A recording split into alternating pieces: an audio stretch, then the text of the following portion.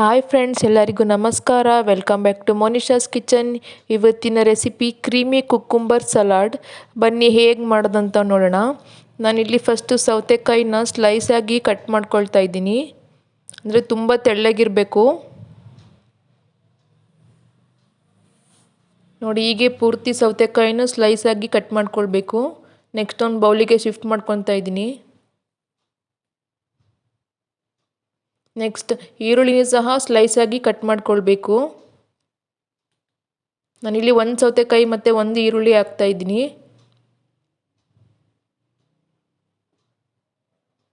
Next ನೋಡಿ, ನಾನಿಲ್ಲಿ ಗ್ಲಾಸಿಂದು jar ತಗೊಳ್ತಾ ಇದ್ದೀನಿ.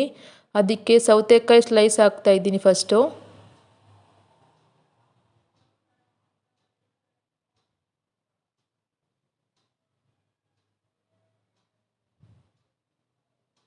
ನೆಕ್ಸ್ಟ್ ಈರುಳ್ಳಿ ಸ್ಲೈಸ್ ಹಾಕ್ತಾ ಇದ್ದೀನಿ. ಈ ರೆಸಿಪಿ ಅಂತೂ ಇವಾಗ ಟ್ರೆಂಡಿಂಗಲ್ಲಿದೆ. ಜಾರಿಂದ ಗ್ಲಾಸ್ ಬಾಟಲಿಂದ ಮಾಡ್ತಿರುವಂತಹ ಕ್ರೀಮಿ ಕುಕ್ಕುಂಬರ್ ಸಲಾಡ್. ನೆಕ್ಸ್ಟ್ ನಾನಿಲ್ಲಿ ಮೊಸರು ಹಾಕ್ತಾ ಇದ್ದೀನಿ, ಗಟ್ಟಿ ಮೊಸರು.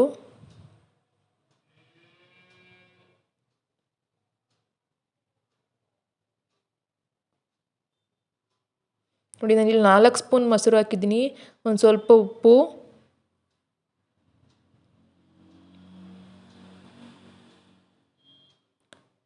ಒಂದು ಸ್ಪೂನಷ್ಟು ಪೆಪ್ಪರ್ ಪೌಡರ್ ಮತ್ತು ಒಂದು 3-4 ಸ್ಪೂನಷ್ಟು ಚಿಲ್ಲಿ ಫ್ಲೇಕ್ಸ್ ಹಾಕ್ತಾ ಇದ್ದೀನಿ. ಒಂದು ಸ್ವಲ್ಪ ಕೊತ್ತಂಬರಿ ಸೊಪ್ಪು.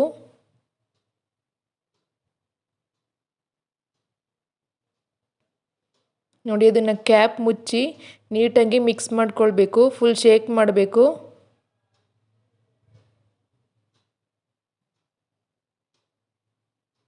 ನೋಡಿ, ಇದು ರೆಡಿ ಆಯಿತು. ನೆಕ್ಸ್ಟ್ ಇನ್ನೊಂದು ಬೌಲಿಗೆ ಸರ್ವ್ ಮಾಡ್ಕೊತಾ ಇದ್ದೀನಿ. ರೆಡಿ ಆಯಿತು ನೋಡಿ, ಕ್ರೀಮಿ ಕುಕ್ಕುಂಬರ್ ಸಲಾಡ್. ಅಂದರೆ ಸೌತೆಕಾಯಿ ಸಲಾಡ್ ಅಂತಲೇ ಹೇಳ್ಬೋದು.